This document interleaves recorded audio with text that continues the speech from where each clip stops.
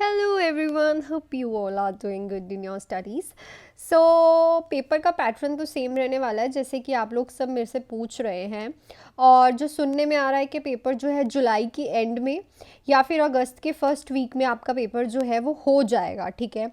तो टाइम तो अब लाइक एक महीना ही रह गया आपके पास, इतना लगा के चलो, क्योंकि पेपर से एक हफ्ता पहले तो तुम्हें एमसीक्यूज़ करने होते हैं, जितने ज़्यादा हो सके उतने एमसीक्यूज़ करो और प्रॉपर हार्ड वर्क करो, क्योंकि काफ़ी टाइम बाद वैकेंसी आई है। तो आई होप कि आप अच्छे से पढ़ रहे हो।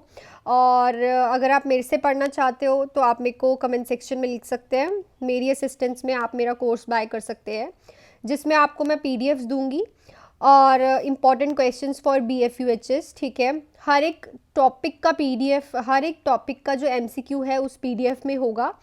और मैं आपको इम्पॉर्टेंट टॉपिक्स के बारे में बताऊंगी जो कि गोल्डन पॉइंट्स रहेंगे बीएफयूएचएस के लिए। और उसी में आप मेरे से कोई भी डाउट पूछ सकते हैं। और कोई भी एमसीक्यू से रिलेटेड आपका इशू हो या फिर आपको समझ नहीं आ रहा, वो भी आप मेरे से डायरेक्टली टेलीग्राम से पूछ सकते हैं मेरे कोर्स बाय करने पे। और आप मेरे से कोई भी टॉपिक वहाँ से समझ सकते हैं अगर आपको किसी टॉपिक में भी डाउट है। जो B F U H S है वो आपको इंटेलेक्चुअल बेस्ड क्वेश्चंस डालता है। सो ट्राई करा करो कि इंटेलेक्चुअल बेस्ड क्वेश्चन करो, सिनेरियो बेस्ड क्वेश्चन करो, एनक्लेक्स की पूरी बुक के एमसीक्यूज कर डालो, ठीक है। और अगर आप मेरे थ्रू करना चाहते हैं, बिकॉज मैं आपको क्वेश्चंस कराऊंगी विद रैशनल्स जब आप मेरा कोर्स बाय करोगे ऑन द टेलीग्राम, सो आप वो भी कर सकते हो। So without any delay start करते हैं विद आवर नेक्स्ट क्वेश्चन। सो ये है पार्ट 14। सो 13 पार्ट ऑलरेडी बन चुके हैं, आप जाके देख सकते हैं। सो स्टार्ट करते हैं विद आवर क्वेश्चन। हमारे पास क्वेश्चन है, you are caring for a patient with T5 complete spinal cord injury. एक पेशेंट है, उसका T5 complete spinal cord injury हो चुकी है। While assessment, you noted flushed skin, diaphoresis above T5 and a blood pressure of 160/96. The patient reports a severe and pounding headache. The series of immediate nursing action from highest to lowest priority to be performed. तो जब तुमने assessment की तो उस patient की जो skin है वो फ्लश्ड दिख रही थी, तुम्हें डायफोरेसिस दिख रहा था और उसका ब्लड प्रेशर इंक्रीज हो रखा था। तो तुम्हें नर्सिंग केयर करनी है इमीडिएट, और इन सारी 4 नर्सिंग केयर्स में से तुम्हें हाईएस्ट टू लोएस्ट प्रायोरिटी की सीरीज में उन्हें रखना है। तो तुम कैसे करोगे? फर्स्ट ऑप्शन है हमारे पास, assess the for distended bladder and bowel impact and correct the problem, loosen the constrictive cloth, elevate the head to 90 degree और place the extremities in the dependent position. तो देखो पेशेंट को हो क्या रहा है, उसका फ्लश्ड स्किन है, डायफोरेसिस और ब्लड प्रेशर है, और उसको स्वीयर एंड पाउंडिंग हेडेक हो रही है। तो स्वीयर एंड पाउंडिंग हेडेक मतलब उसको दिक्कत हो रही है, बहुत ज़्यादा फ्लश स्किन हो रही है। तो हम सबसे पहले क्या करेंगे उसके साथ के उसको कि वो पेशेंट बिल्कुल थोड़ा रिलीफ करे। सबसे पहले तो हमने उसका एलिवेट करना है हेड, बिकॉज मे बी उसको जो हेडेक हो रही है that is just because of उसको ऑक्सीजन उसकी हेड को प्रॉपरली नहीं मिल रही, ठीक है। उसके बाद उसकी जो एक्सट्रीमिटीज़ होंगी उनको हम डिपेंडेंट पोजीशन में रखेंगे। क्या रखेंगे? एक्सट्रीमिटीज़ को डिपेंडेंट पोजीशंस पे रखेंगे। कोई पिल्लो दे देंगे, कोई कुछ दे देंगे, ताकि उसको फ्री रहे वो, ठीक है। उसको ऐसा ना लगे उसका जो है एनर्जी यूज़ ना हो ज़्यादा। उसके बाद लूजन द कंस्ट्रक्टिव, जो उसके हम लूज करेंगे जितने भी कॉन्स्ट्रक्टिव क्लोथ्स होंगे, ठीक है। क्या करेंगे? लूज करेंगे उसके कॉन्स्ट्रक्टिव जो क्लॉथ्स हैं। उसके बाद असेस करेंगे distended bladder and bowel impact for correct problem. So ये हमारी सीरीज होगी from highest to lowest. Elevate head हमने इसलिए किया है बिकॉज मे भी उसके हेड को, क्योंकि T5 की इंजरी हुई है, ठीक है। थोरेसिक 5th की इंजरी हुई है, 5th वर्टिब्रा की इंजरी हुई है स्पाइनल कॉर्ड में। तो पेशेंट को मे बी ऑक्सीजन लेवल कम जा रहा हो, तो हमें पहले उसका जो एलिवेट करना है head of the bed 90 degree पे। उसके बाद हम उस सारी चीज़ें करेंगे। उसके बाद उसकी एक्सट्रीमिटीज़ को डिपेंडेंट पोजीशंस में रखेंगे, मतलब उसको डिपेंडेंट पोजीशन उनको सपोर्ट दे के रखेंगे, ठीक है। वो इंडिपेंडेंट नहीं रहेंगे, वो डिपेंड होंगे किसी चीज़ पे। जैसे सपोर्ट दे के रख लिया आपने, लॉग रोल रख दिया, ठीक है। उसके बाद उसके जो जितने भी कॉन्स्ट्रक्टिव क्लोथ्स होंगे उसको लूज करेंगे और उसके ब्लैडर एंड बावल का देखेंगे, बिकॉज किसकी इंजरी है? T5 की, ठीक है। सो जो हमारा सही ऑप्शन रहेगा दैट इज CDBA।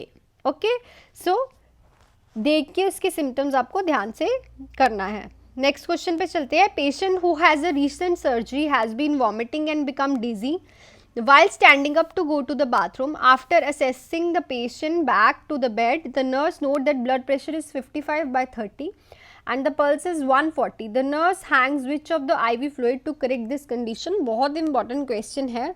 तो देखो, एक पेशेंट की सर्जरी हुई है और सर्जरी से आया, उसको वॉमिटिंग एंड वो डिजी हो रखा है, ठीक है।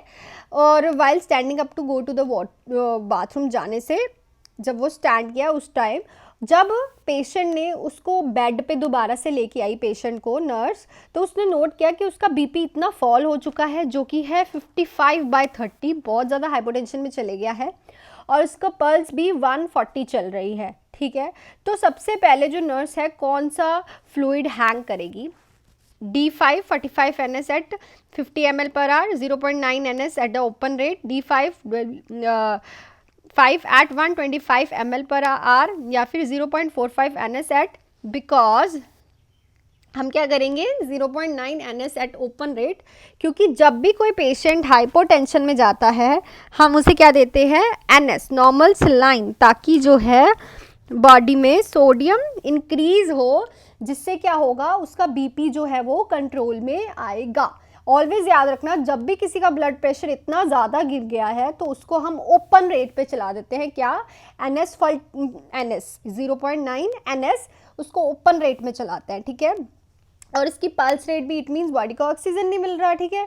तो इसलिए हम NS हमेशा याद रखना, जब भी किसी को हाइपरटेंशन हो रही है, उसका बीपी कम हो गया है, तो हम उसको NS देते हैं ओपन रेट पे, ठीक है। नेक्स्ट पे चलते हैं। A patient with serum sodium 115 microequivalent per liter has been receiving 3% NS at 50 ml for 16 hours. This morning patient feels tired and shortness of breath. What is the following interventions is priority? तो एक patient का जो serum sodium level है वो कम है, कितना होता है नॉर्मल? 135 से 145 माइक्रो इक्विवेलेंट पर लीटर, पर इस पेशेंट का कम था इसलिए इसको NS चल रही थी normal saline, that is 50 ml per hour की स्पीड पे 16 घंटे के लिए। तो ये पेशेंट को मॉर्निंग में टायर्ड और शॉर्टनेस ऑफ ब्रेथ फील हो रही थी, तो हम प्रायोरिटी नर्सिंग इंटरवेंशन क्या करेंगे? To turn down the infusion, to check the latest sodium level, to assess for signs of fluid overload, to place a call to the physician. So देखो, अब उसको 50 ml पर आवर के हिसाब से fluid चल रहा है NS, और 3% NS चल रही है 16 घंटे से। कितने? 16 घंटे से।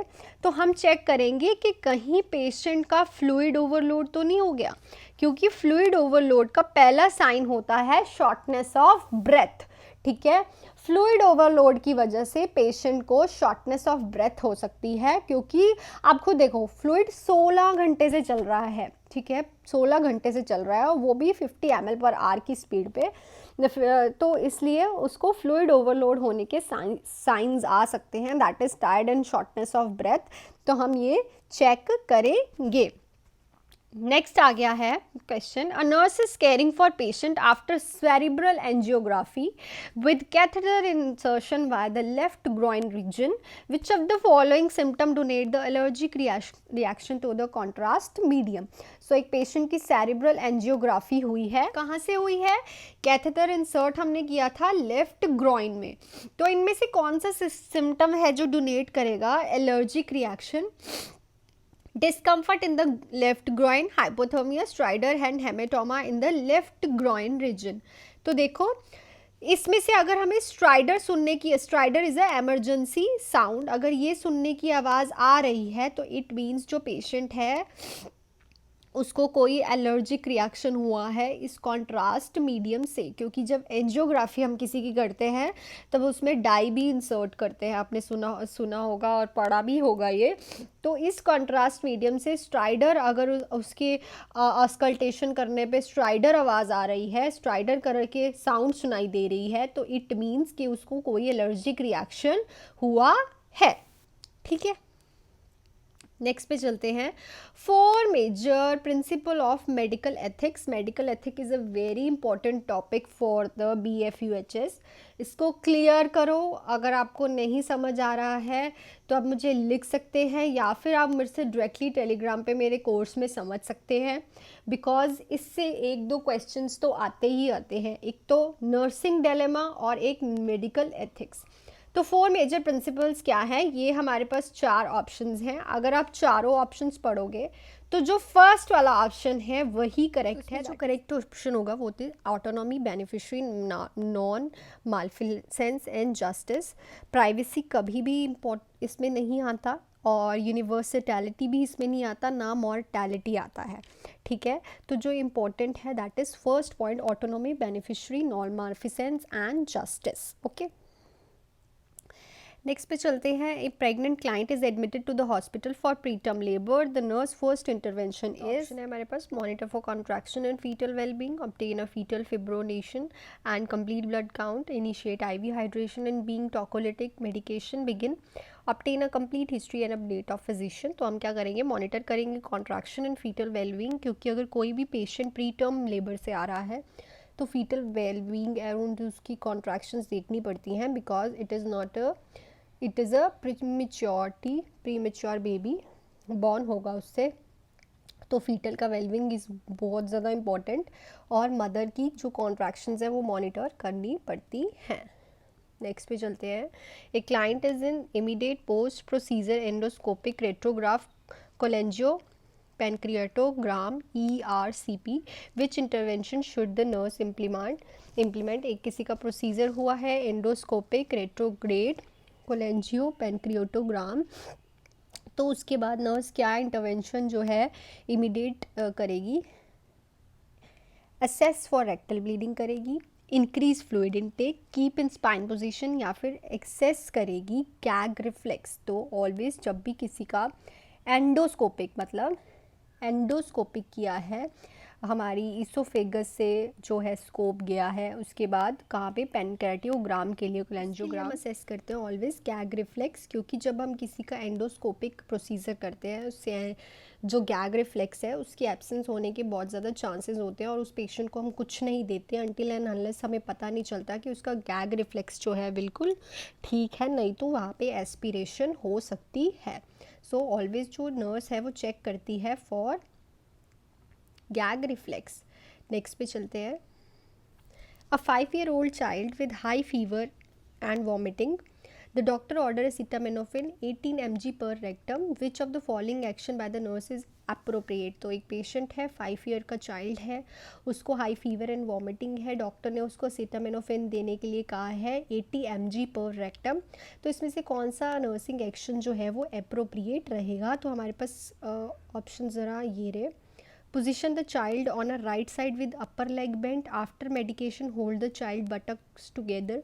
Ask the practitioners to order for oral acetaminophen. Insert the medication into the rectum and place the child in a prone position. So बताओ आप लोग क्या करोगे, एक बार आप ध्यान से सोच के देखो।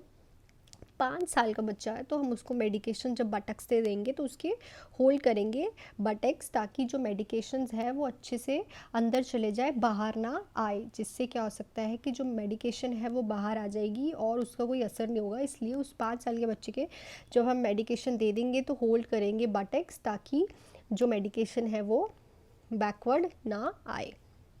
नेक्स्ट पे चलते हैं। You assess a client who has just returned to the recovery area after going coronary and arteriography, which information is a most concern? तो एक पेशेंट है, अभी रिकवर हो रहा है, ठीक है, और आफ्टर किसके बाद कॉरोनरी आर्टियोग्राफी हुई है उसकी, तो मोस्ट जो इन्फॉर्मेशन है मोस्ट कंसर्न की वो कौन सी होगी?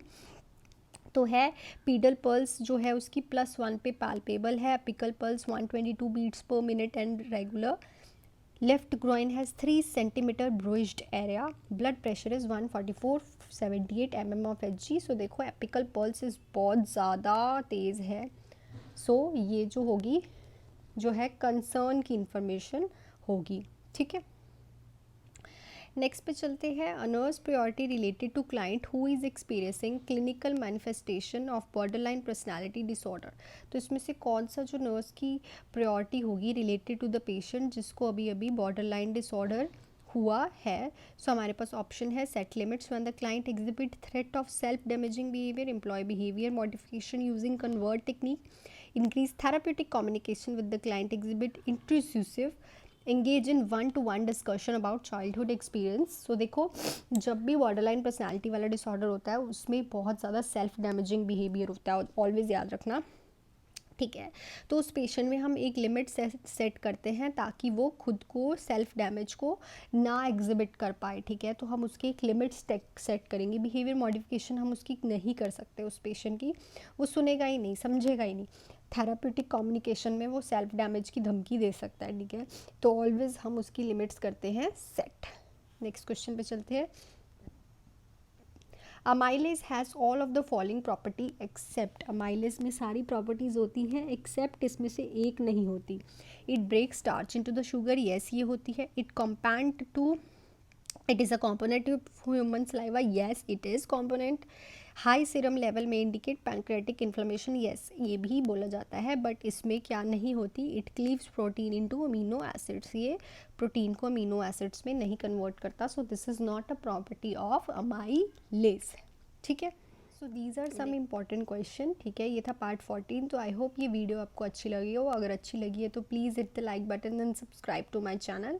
हाँ, अगर आप मेरी असिस्टेंस पे पढ़ना चाहते हैं तो मेरे को आप कमेंट सेक्शन में लिख सकते हैं। और ऑल द बेस्ट। अब तो एक मंथ ही रह गया है पेपर के लिए। So do hard work and thank you so much.